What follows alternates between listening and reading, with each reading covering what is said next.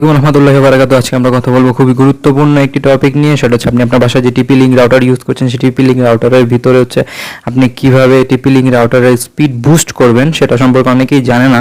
So আমরা চলে যাব হচ্ছে, আমরা বেশি কথা না বেরে গুগল ক্রোম ব্রাউজার থেকে হচ্ছে আমরা হচ্ছে একেবারে হচ্ছে টিপি লিঙ্কের যেই অ্যাডমিন প্যানেল আছে সেখানে যাওয়ার জন্য আমাদেরকে টাইপ করতে হবে 192.168.0.1।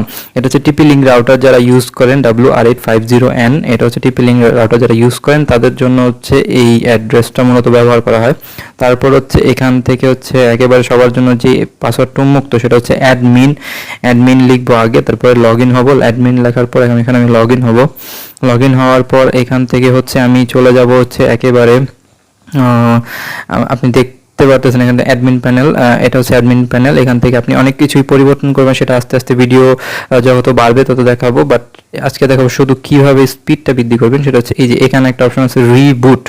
এই রিবুট মানে হচ্ছে আপনি যত বেশি রিবুট করবেন, আপনার যত এমবিপিএস অফিস থেকে নিয়েছেন, ওয়াইফাই অফিস থেকে তত এমবিপিএস হচ্ছে আপনার করে রিবুট আবার রিফ্রেশ হচ্ছে বা বুস্ট হচ্ছে।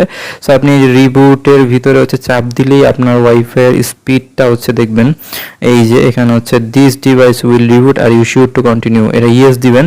এটা আপনি দিনে যত বেশি করবেন তত বেশি স্পিড বৃদ্ধি পাবে। হ্যাঁ, তবে বেশি করবেন না, 5 বার 6 বার, নর্মালি 2-3 বার করলেই বা একবার করলেই যথেষ্ট। সো আশা করি ভিডিওটি ভালো লাগলে লাইক কমেন্ট এবং শেয়ার করবেন। নেক্সটে কি ভিডিও চাচ্ছেন এবং রাউটার রিলেটেড কোনো ভিডিও চাচ্ছেন কিনা সেটা আমি জানাবেন কমেন্ট বক্সে, এবং ভালো লাগলে লাইক কমেন্ট এবং শেয়ার করবেন। আল্লাহ হাফেজ।